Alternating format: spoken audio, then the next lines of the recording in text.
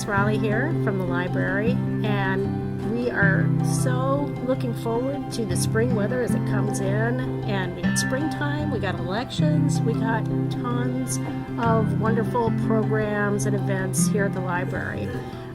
Of course, our biggest event that we're going to have, because it's a game changer for this community, is we're going to be talking about the Bookmobile on April 10th on National Bookmobile Day.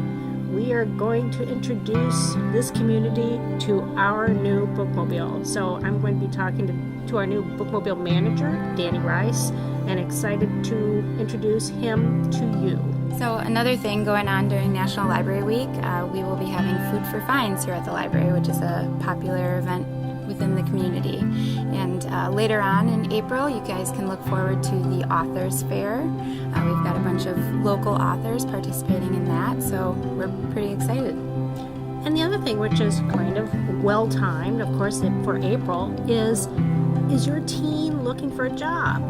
We're going to have a teen job fair. So come on out, watch this episode first, and then come to the library and find out what jobs are available in this community for your teen. And here we go. Let's see what's coming up at the library. Let's take a look.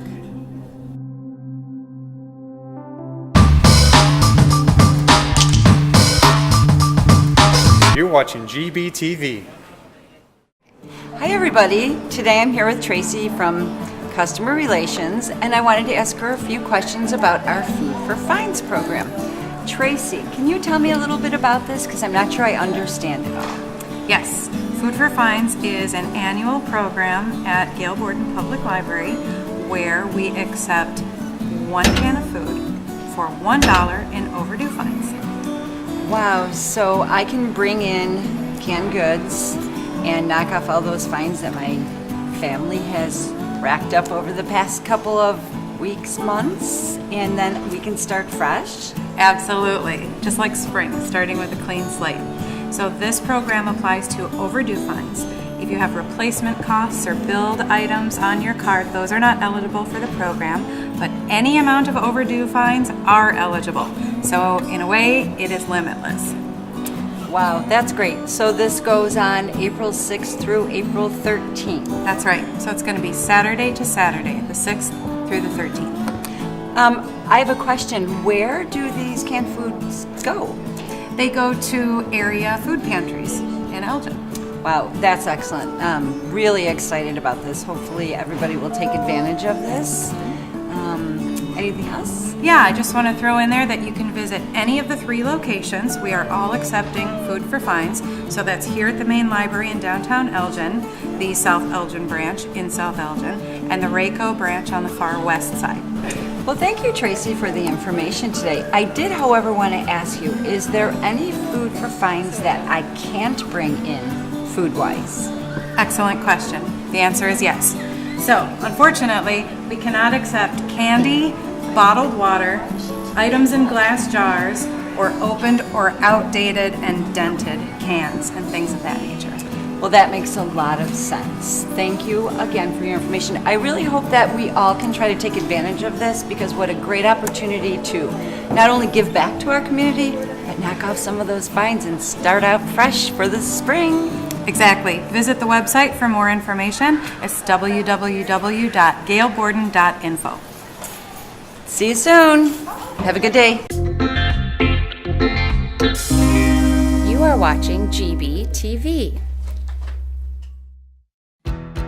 For 3 days back in March, a special book sale popped up at the Gail Borden Main Library. It was the result of a great collaboration between Gail's sales volunteers and library staff.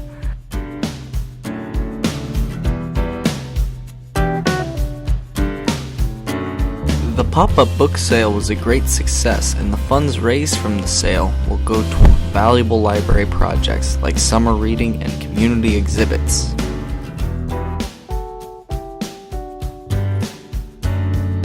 The event also increased interest in Gail's sales. People who came to the library to vote early or for other activities were excited to learn about the ongoing Gail's sales during the rest of the year, when they might not have been aware of it before the sale popped up. So, special thanks to everybody who helped make this a success, and And while this might have been the first pop-up book sale at Gale Borden, don't expect it to be the last.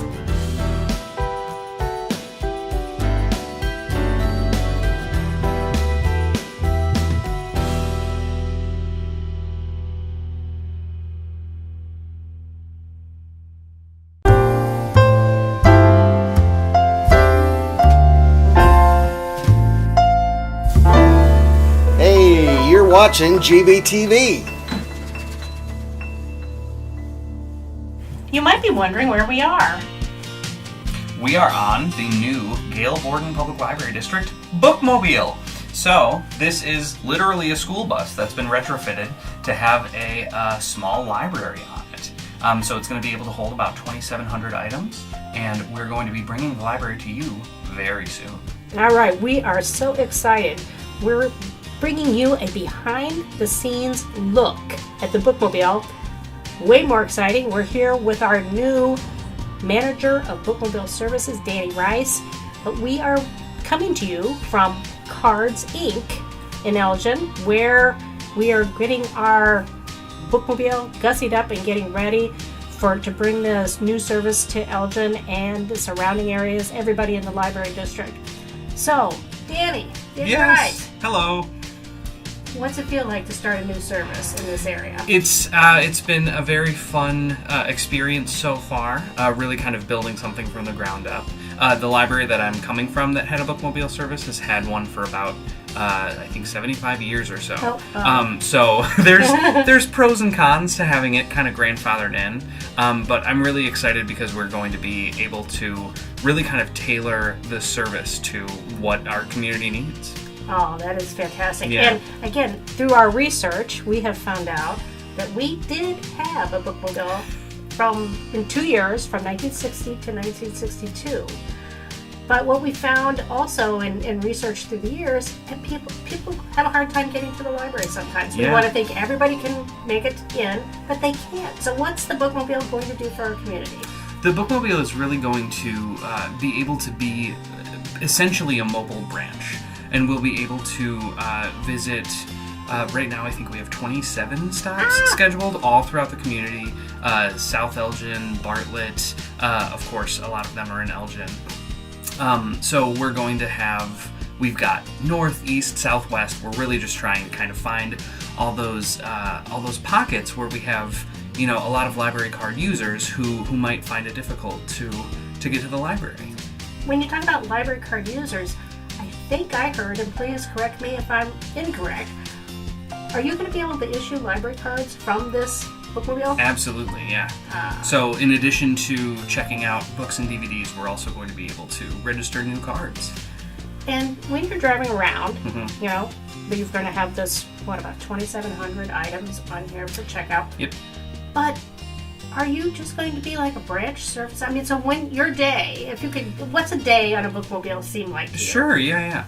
So all of our stops right now are either in the afternoon or the early evening. So a typical day, if you're going to be going out on the bus, would probably be getting in around noon, doing a few hours of prep work, making sure all the items have been restocked, that there aren't any gaps anywhere. You can really tailor the collection to the needs of that specific stop clientele as well. So if you know that you're going out to a senior center, you can have a lot of, audiobooks and large type, or you can have a lot of family materials if you know that you're going to be going to one of our park stops. So that would be part of it. Then getting on the vehicle and actually getting staff together.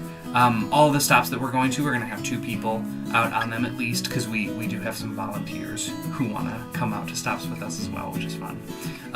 So then driving out, firing up the bus and driving out to a stop, turning on the computers and getting connected to our Wi-Fi network, and then getting up and ready to go. So essentially, pretty much, someone's coming onto this Bookmobile and they're going to get full library services here. Pretty much, yeah. There might be, 1 or 2 things. We're not going to be doing passports out here or anything like that.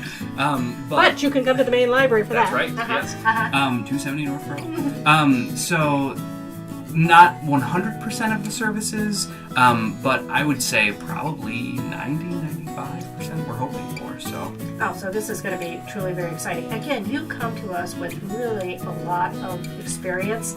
Can you just go over a little bit so that people out there will know what kind of a jewel we have in this program? So I'm originally from Rockford, Illinois, and then I moved down to the Bloomington Normal area for undergrad.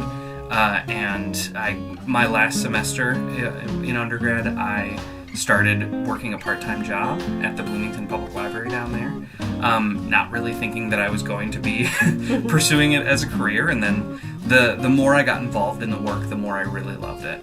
And I was fortunate enough at that time to be able to, there was a full-time supervisor position that opened up, and that was being the supervisor of the Circulation and Outreach Department, which is also the Bookmobile.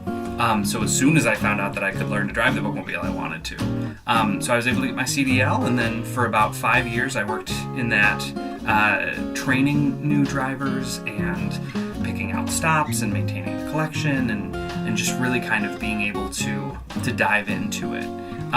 Then after that, I actually, once I was also going to grad school full-time to get my library degree.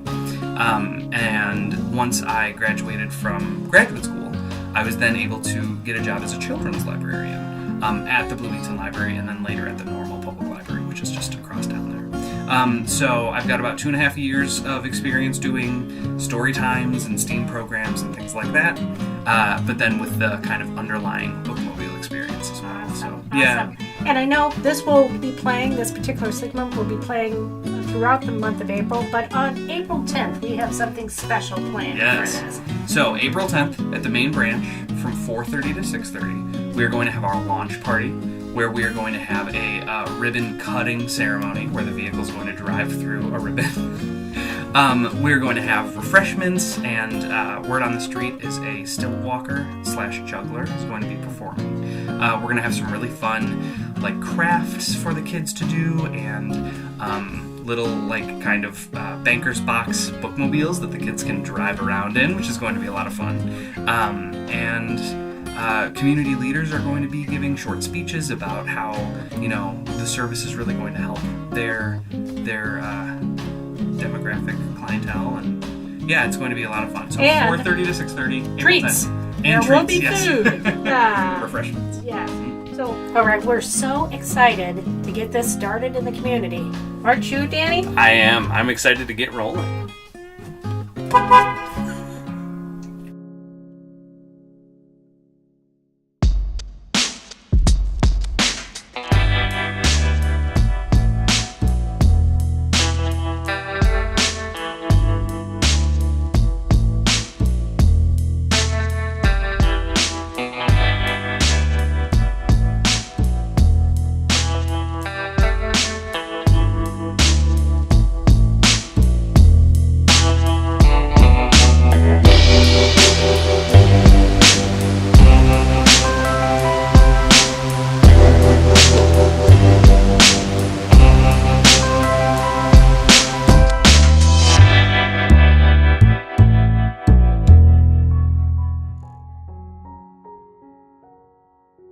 Hey everyone, I'm Natalie and I'm here with Andy. We are going to be telling you about the Authors Fair that's coming up in April.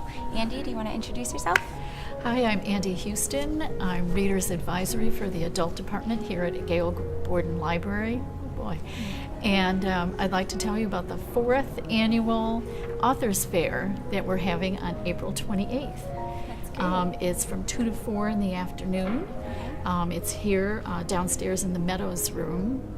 And we're really looking forward to the 44 authors who have agreed to come and join us and share their new books. That's amazing, 44 authors, and most of them are local, or all of them? Yes, so they're Elgin authors, St. Charles, Geneva, and then Chicago area. But they all belong to writers groups and have published either a YA or an adult novel. So do you want to tell me a little bit about your role here at the library and the planning for this upcoming Authors Fair? Oh, so I've been gathering a list of authors from last year, and then it was very easy to get new authors by word of mouth. And so that's how the list grew. And then we're putting together a brochure so that the public can take home the names with photos and bios of everyone who participated. Well, that's perfect. It'll give them a chance to kind of see who's there that day And follow them and come back for more. That's amazing. I mean, this is such a great opportunity for local authors to get to, come and tell the public about their works. And I think they're going to be signing some of the books too. Oh, yes. Everybody will bring books that they're going to sell and sign. It's every genre you can think of, from sci-fi to yoga to memoirs, plays, romance, suspense, a great mix, so you'll never be going home without something new That sounds you've great. Discovered. Something for everyone then, Yes. it sounds like. Yeah. That's wonderful. I know that we've had a lot of interest from tons of people who are, really interested in this authors fair for participating. It's an event that the community looks forward to, every year. This is the 4th year we've had it. And each year it grows, and the community participating is great, and the people coming in is wonderful. That's great.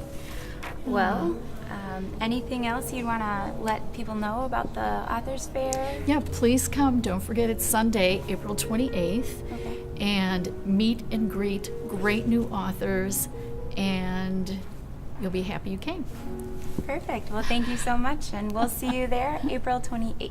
All right. Thank you. You're watching GBTV.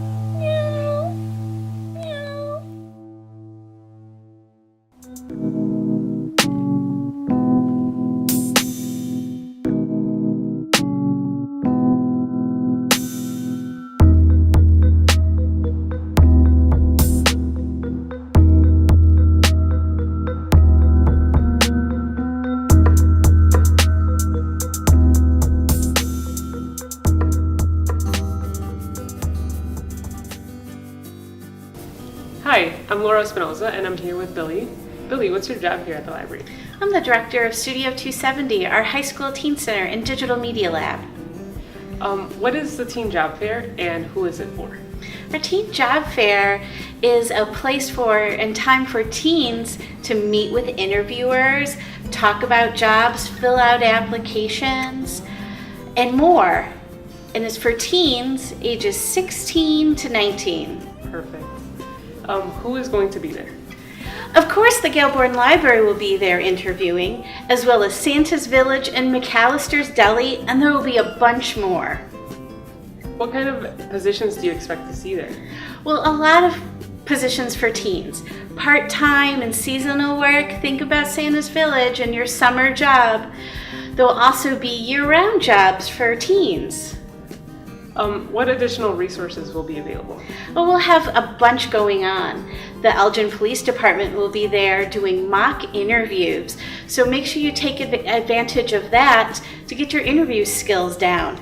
We'll also have somebody there teaching you how to answer all of your your application questions and who your references should be. And the King County's Teachers Credit Union will be there teaching you how to understand your very first paycheck. Awesome. Do teens need to have a resume with them? Oh no, not for a teen job. Just make sure you have all of your information written down before you come, so when you have to fill out an application, you don't have to remember who your references are, where you live, and what your phone number is. And your social security number, right? Well, not for an application. That's what you need when you start a job. That's good to know. What are the dates? Well, this will be April 3rd here at the library from 6 to 8 p.m. All right, we'll see you there.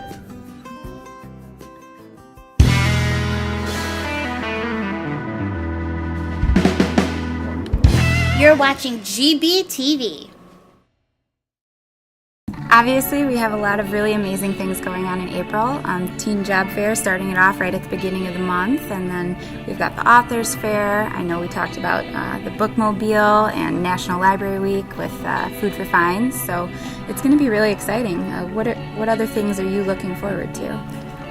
we have another huge community event which lets us showcase the wonderful architecture that we have here in Elgin. And it's on April 27th, and it's called Open Elgin. And this is not the first year, however, it probably will be the best year because it just grows every year that we've had it. And what it's an opportunity for people who visit is for them to visit these architectural gems that are normally closed to the public. So we are opening numerous buildings, and this will be Old Gail Borden Library, nice. Right down which the street. near and dear to our hearts. On Spring Street will be open. The Elgin Observatory, which is, how many communities have an observatory? But started in the Watch Factory days, that will be open. The Fire Barn, this year, the Tower Building lobby, after it's been reconstituted. It's remarkable what they've been able to do with an iconic building that used to be full of offices. Now a number of residents are enjoying the spectacular views from that renovated building. And also the Nancy Kimball Cobblestone Building will be open, of course. And I'm mentioning a lot of buildings that had a lot of traffic last year, and I'm sure we'll have even more as so many visitors from across Chicagoland, and we've had people from out of state that come to see the gems in Elgin. And again, the feedback has been fantastic because of the unique architecture that we have here.